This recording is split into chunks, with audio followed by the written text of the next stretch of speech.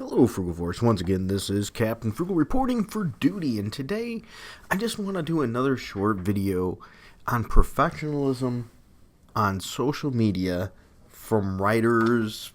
Heck, it extends to anybody that's considered a professional. Now, I want to define this first of all.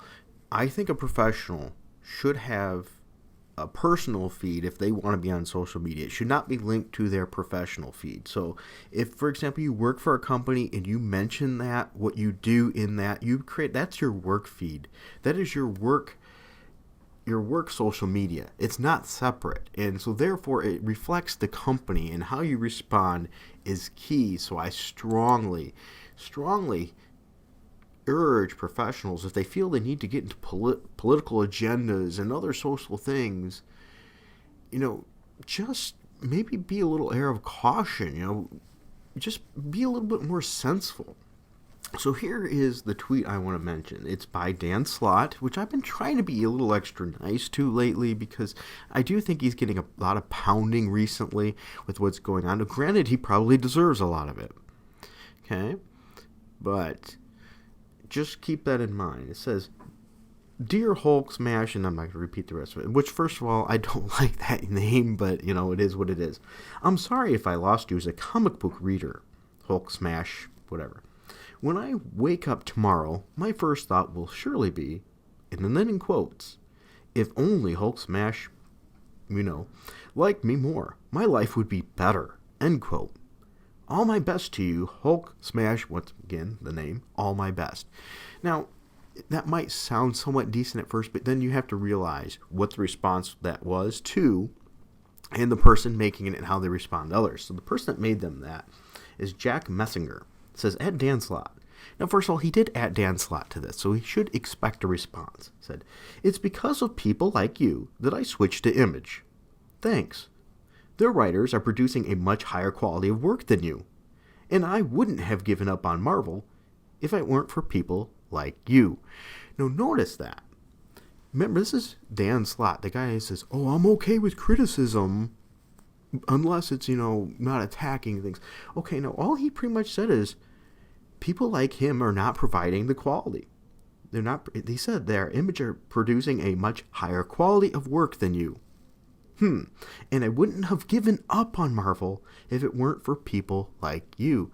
Think about that. Wouldn't have given up. This sounds like a person that's had a long history with Marvel and wants it to be good, but has just had enough. And Dan Slott's response was to tell them, if only, if I woke up tomorrow, my first thought would surely be, if only Hulk Smash, blah, blah, blah, liked me more, my life would be better. All my best to you, all my best. Which is, with Dan Slott, a sarcastic response. That is common from people like him. So, in other words, instead of saying, "I'm sorry you didn't like it, I'm going to try harder and act like a professional," he decides to act like a jerk. Okay, insulting, here's the key point.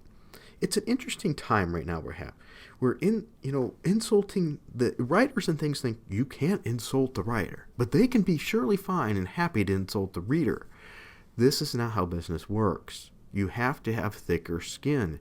There will always be clients that don't agree with you, and the ones that don't agree with you tend to be more vocal than the ones that do. You have to get over that. Even the biggest selling musical artists have more people that dislike them than like them. So they have to get that thick skin and realize that everyone is a potential customer, and Marvel needs every potential customer they can get right now. Let's be honest. They can't be sparing it with this kind of stuff. This is a problem. I really wish Dan Slott would maybe just take a vacation from social media for a while. 2 weeks. I bet you the quality of his work would go up. He has great potential to do good work. I've seen it. But it seems like he spends more time on social media and things on his social causes that have nothing to do with his work. Once again, separate that from your work, Twitter and things. Please, it will be in your benefit.